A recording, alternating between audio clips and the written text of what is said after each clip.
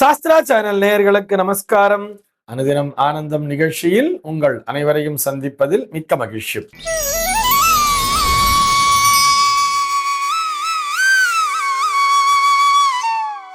இன்று 9/7/2026 இந்த நாள் குறித்து பஞ்சாங்கம் என்ன சொல்றதுன்னு பார்க்கலாம் வாங்கும். இன்றைய தினம் பராப வருடம் ஆனி மாதம் 25ஆம் தேதி வியாழக்கிழமை. திதி பார்த்தோம்னா தேய்விரை நவமி திதி பகல் 10:38 வரைக்கும் இருக்கு.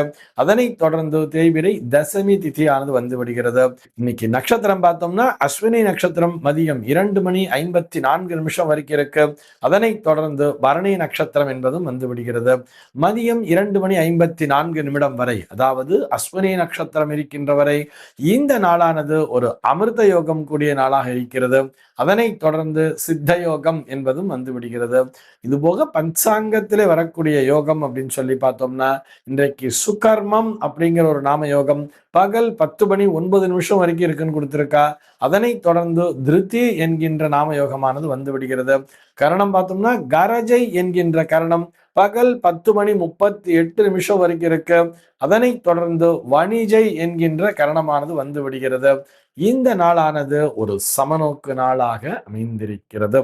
சென்னையை பொறுத்தவரை இன்றைய தினத்தினுடைய சூரிய உதயம் என்பது காலை 5:52 சூரிய அஸ்தமனம் என்பது மாலை 6:36 சம்பவிக்கிறது. இன்றைய தினத்தினுடைய நல்ல நேரம் அப்படின்னு சொல்லி பார்த்தோம்னா காலை 9 மணி முதல் 10 மணி வரையிலும், மாலை 4 மணி முதல் 5 மணி வரையிலும் நல்ல நேரமே. சென்னையை பொறுத்தவரை இன்றைய தினத்தினுடைய ராகு காலம் என்பது மதியம் 1:49 முதல் 3:25 வரையிலும், யமகண்டம் என்பது காலை 5:52 முதல் 7:27 வரையிலும், குளிகை காலம் என்பது காலை 9:03 முதல் பகல் 10:38 வரையிலும் சம்பவிக்கிறது. தினாந்தம் பார்த்தோம்னா இன்றைய தினம் இரவு 1:38 கொடுத்திருக்கா. சூலம் பார்த்தோம்னா இன்றைக்கு தெற்கே சூலம் மதியம் 2:21 வரையில் அந்த சூல தோஷம் என்பது உண்டு. அதற்குரிய பரிகாரமாக நல்லெண்ணெய் தானம் விடுத்து விட்டு தெற்கு திசையை நோக்கி பயணிக்கலாம் அப்படிங்கிறதையும் சொல்லி இருக்க. இன்றைய தினத்தினுடைய ஆன்மீக தகவலாக நம்ம என்ன பார்க்க போறோம் சொல்லி பார்த்தோம்னா கிருஷ்ணமூர்த்தி ஸ்ரீனிவாசன் அப்படிங்கிற ஒரு நேயர் கேள்வி கேட்டிருக்கார். அவருடைய கேள்வி என்னன்னு சொல்லி பார்த்தோம்னா, இந்த ஆன்லைன் வாத்தியார்னு சொல்றாரு, இந்த ஆன்லைன் வாத்தியார் என்பது சரியான நடைமுறையா என்பதுதான் அவருடைய கேள்வியாக அமைந்திருக்கிறது. அவர் சற்று ஆதங்கத்தோடு பதிவு செய்திருக்கிறார். என்னன்னு சொல்லி பார்த்தோம்னா, இன்னைக்கெல்லாம் வாத்தியார் வந்து அதிகமா வீட்டுக்கு வராம என்ன பண்றாருன்னா போன்லயே ஒரு வீடியோ கால் அப்படிங்கிற மாதிரி வந்துடுறா. ஒரு வீடியோ கால் ஆன் பண்ணுங்கன்னு ஆத்துல இருந்தே மந்திரம் சொல்றேங்கிற மாதிரி இவர் அங்கேருந்து மந்திரம் சொல்லி வைக்கிறார். இங்க இருக்கிறவா அந்த கிரியையை பண்ணிடுறா அப்படிங்கிற மாதிரி. இது வந்து ஒரு சரியான நடைமுறை தானா என்பதுதான் அவருடைய வருத்தம் நிறைந்த ஒரு கேள்வியாக அமைந்திருக்கிறது.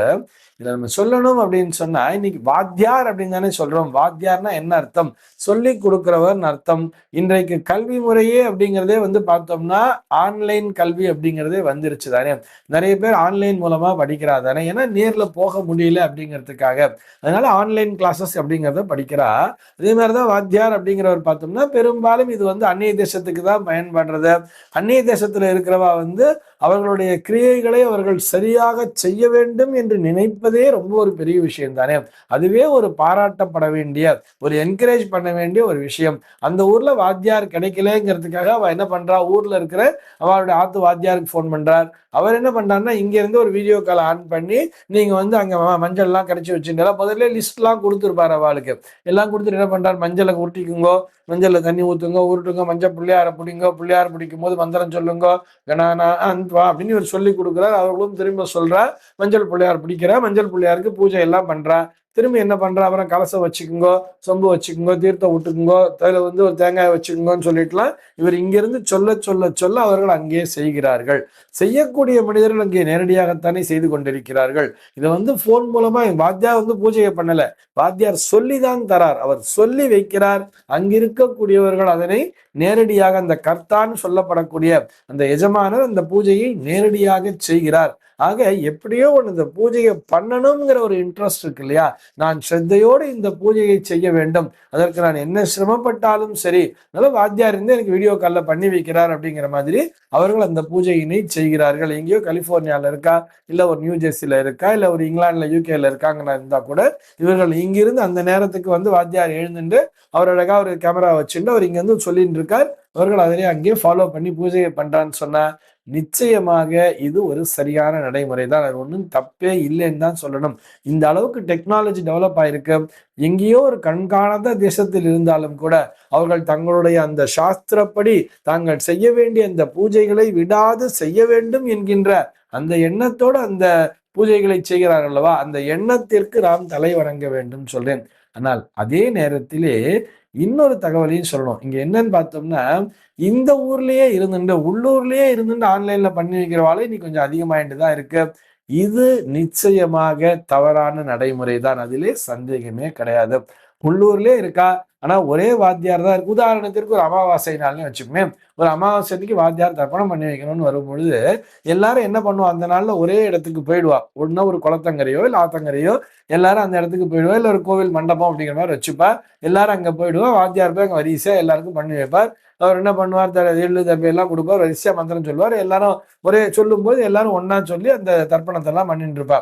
ஆனா இன்னைக்கு என்ன ஆகுதுன்னு பார்த்தா, மாமா நான் அவசரமா ஆபீஸ் போனோம், நீங்க வரதுக்குள்ள என்னால கிளம்பிடுவேன், அதனால நீங்க வந்து ஆன்லைன்லயே பண்ணி வைக்கோங்கன்னு சொல்ற மாதிரி எங்க உள்ளூர்லயே இருந்துட்டு, உதாரணத்திற்கு ஒரு சென்னைன்னே நம்ம எடுத்துப்போமே, சென்னையில வந்து பார்த்தோம்னா இவர் வந்து ஏதோ ஒரு எக்ஸ்டென்ஷன் ஏரியாவில் இருக்கார், ஒரு ஓஎம்ஆர்ல வந்து ஏதோ ஒரு பிளாட்ல இருக்காரு, இந்த செய்ய வேண்டியவர் கர்த்தா அப்படின்னு வச்சுக்கோமே. வாத்தியார் பார்த்தோம்னா அவர் வந்து டி நகர்ல இருக்கார், மாம்பலத்தில் இருக்கார் சொன்னா இங்கேருந்து அவர் ஓஎம்ஆர் வரைக்கும் வர முடியாதுங்கிறதுக்காக இங்கேருந்து உட்காந்துட்டு ஒரு ஆன்லைன்ல சொல்றதோ அவர் அங்கேருந்து பண்றது, இதெல்லாம் வந்து ஒரு தவறான நடைமுறை தான். உள்ளூர்லயே இருக்கிறவா நிச்சயமா அக்கம் பக்கத்துல இருக்கிற வாத்தியார் ஆயிடுச்சுட்டு கூட இது போன்ற விஷயங்களை செய்யலாம். நேரடியாக வாத்தியார் வந்து பண்ணி வைக்கிறது தான் நல்லது. அதே நேரத்துல ஒரு அந்நிய தேசத்துல போய் இருந்துட்டு இருக்கா, அங்க அக்கம் பக்கத்துல வாத்தியாரே கிடைக்காத பட்சத்துல நான் அந்த பூஜையை செய்யாம இருக்கிறத விட, இதுக்குதான் ஒரு பழமொழி சொல்லுவா தெரியுமா, ஐயர் வர்ற வரைக்கும் அமாவாசை காத்துக்கிட்டு இருக்காதுன்னுவா. அப்படின்னா என்ன அர்த்தம், அமாவாசையிலே செய்ய வேண்டிய விஷயங்களை செய்து விட வேண்டும். ஐயர் வர்ற வரைக்கும், ஐயர் வந்தாதான் அமாவாசையில பண்ணுவேன்னு உட்கார்ந்து இருக்க கூடாது. அமாவாசை முன்னோர் வழிபாடுன்னு சொன்னா இன்னைக்கு கண்டிப்பா அதை பண்ணிடணும்னு சொல்றா இல்லையா. இப்ப முடிஞ்ச வரைக்கும் நம்ம அக்கம் பக்கத்துல யாராவது வாத்தியார் இருக்காளான்னு பார்க்க வேண்டியது.